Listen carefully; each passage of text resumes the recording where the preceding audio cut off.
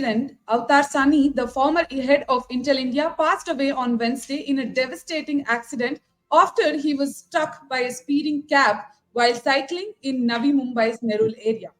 It is a question of concern. How safe are these metropolitan roads for cyclists?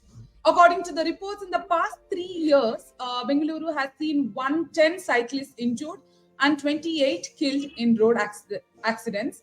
And in Hyderabad, between 2019 to 2020, 14 cyclists were killed in the accident. And according to the State Crime Bureau, Chennai stands at the top position in accidents. However, the specific number of cyclists who died in these accidents is unknown. It is noted that the reports of cyclists' deaths during the period were reported. So we have Sathya Sankaran, Bengaluru's bicycle mayor, with us today to discuss safety of cyclists in metro cities. Sir, welcome. Thank Sir, so now you know about the incident that happened with Avtar Saini, and this is not a new thing. We are seeing such incidents often in the news, and it is very unfortunate that the vulnerable road users are the victims of this. So, what do you want to say about that? No, indeed, it's been a tragic tale. There's a lot of attention now being paid to the vulnerable because we've made a lot of our infrastructure in the cities solely being built for fast moving large vehicles like cars and trucks and other vehicles, right? So in the process, we never build our cities keeping in mind that a large proportion of our people walk and cycle and use non-motorized transport, they use public transport. That's a huge proportion of our cities.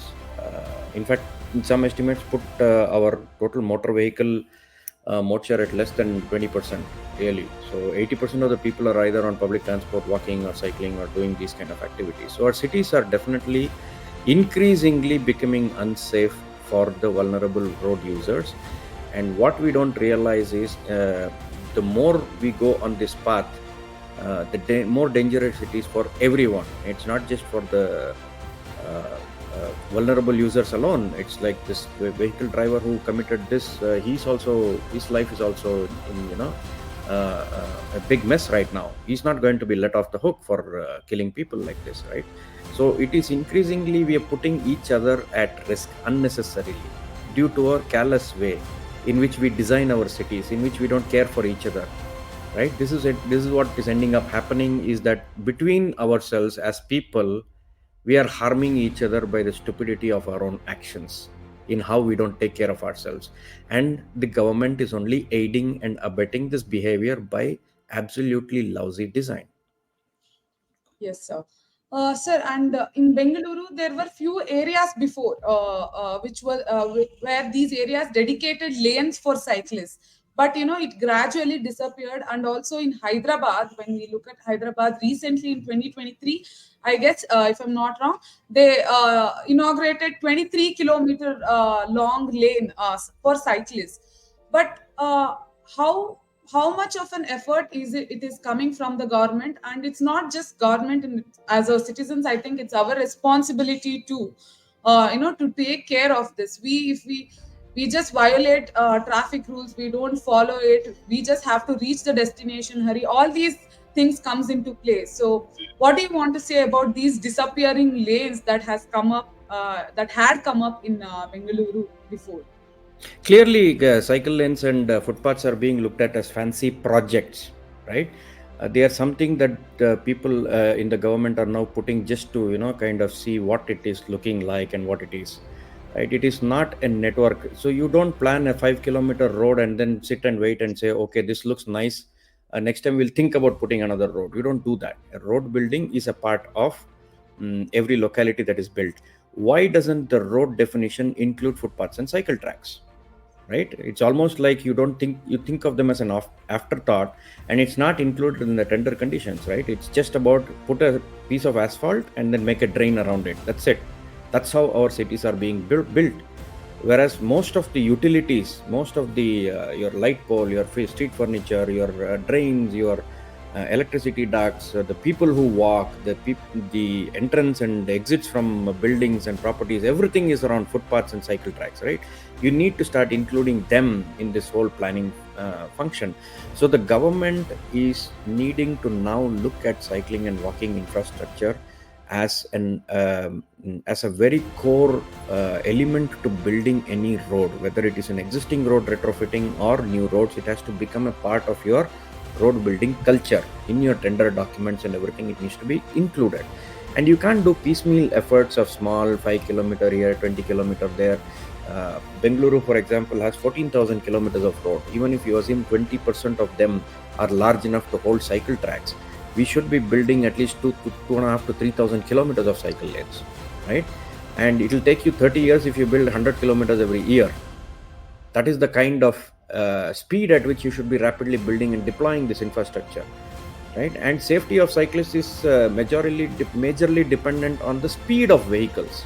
Increasingly, you are making your street become faster for motor vehicles, right? I ride along congested roads. I am actually safer.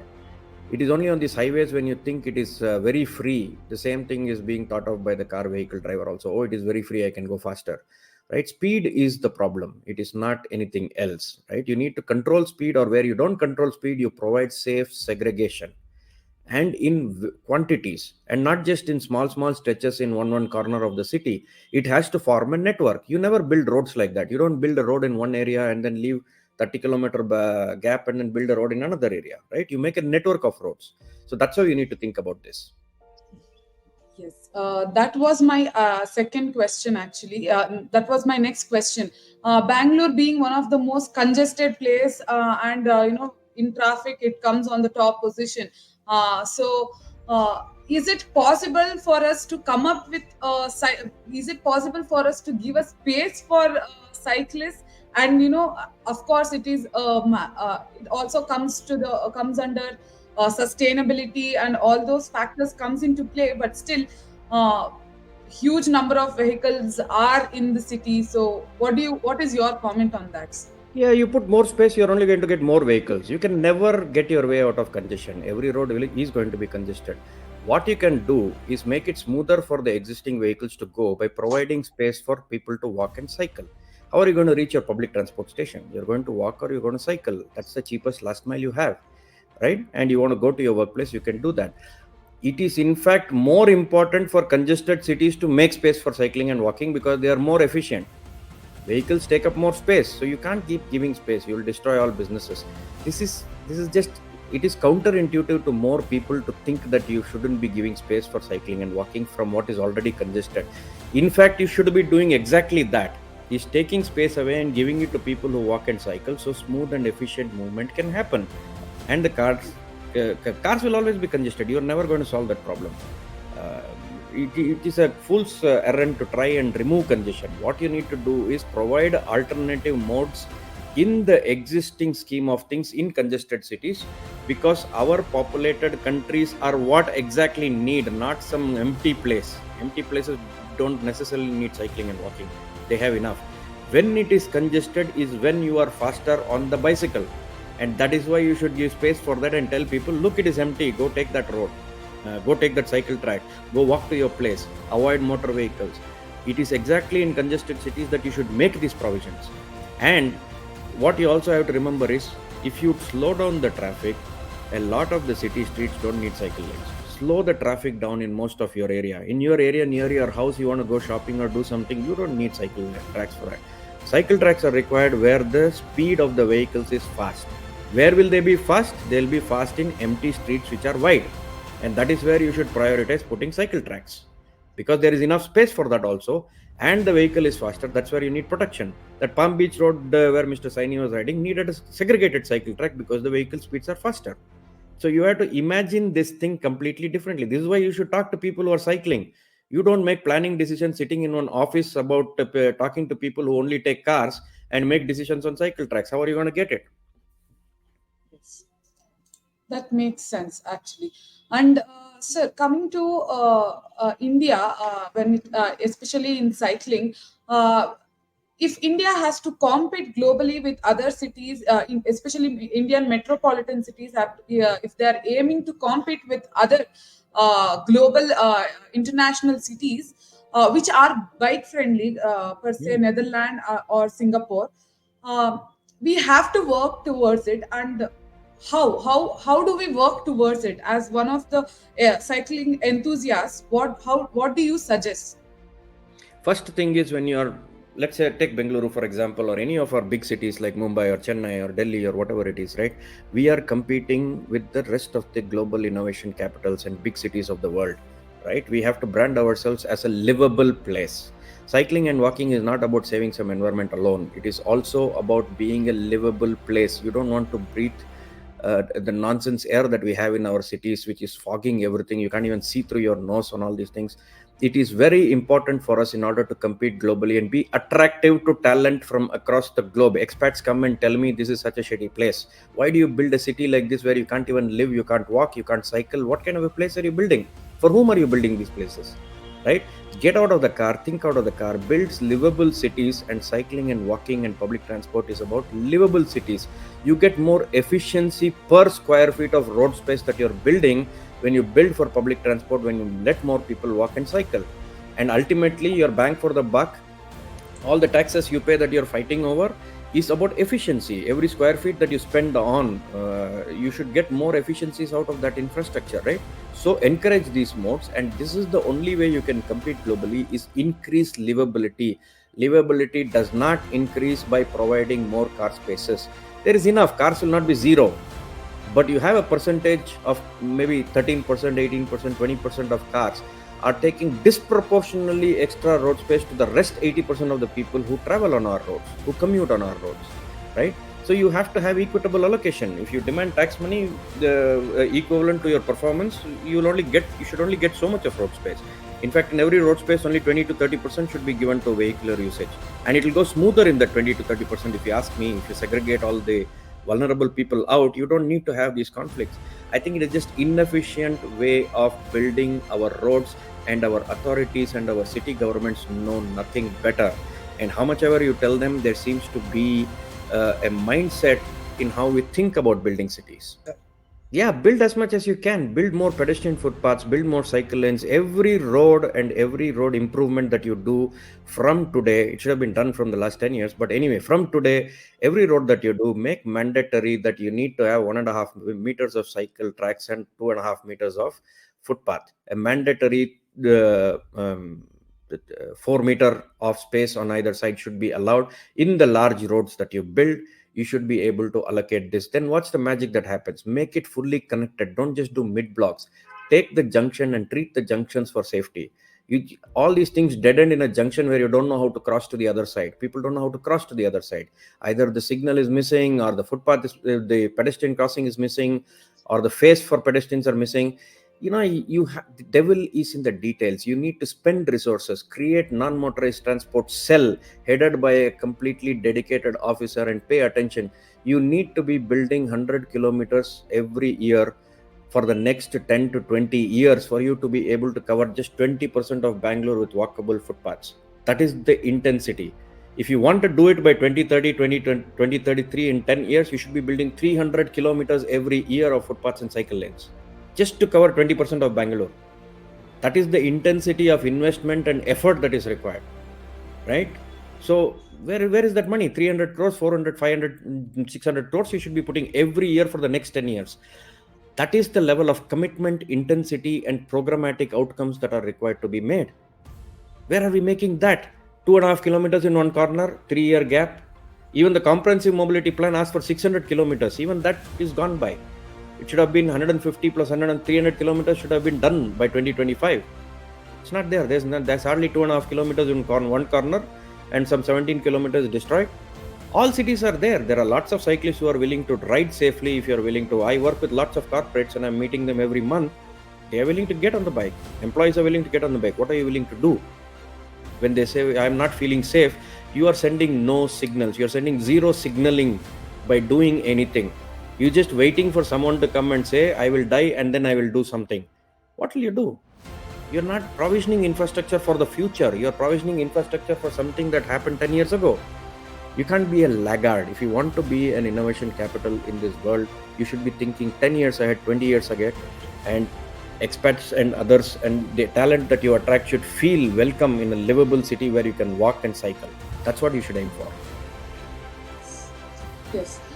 So as you said, one of the loophole here is that never for government or anybody for that matter, the pedestrian lane is not at all comes into the play when it comes to infrastructure matters. So it's just the roads, tar road, and all those things that we keep in mind. And if they are good, okay, the road is beautiful, and our pedestrian lives will be in jeopardy when some tragic incidents happens.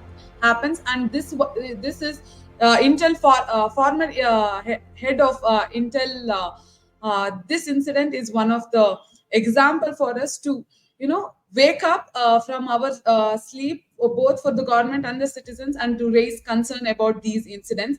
If you have anything else to add on to this, please go on, sir. That's pretty much it from my side. No, so in the end, this is about this, right? You cannot experience a city sitting inside a car and closing the doors and putting on your air conditioner. It is experienced when you get on the feet, get on the road, and go and experience the city and the people that it surrounds. You experience people when you stand next to them and talk to them and walk with them and do all of these things, or cycle next to them.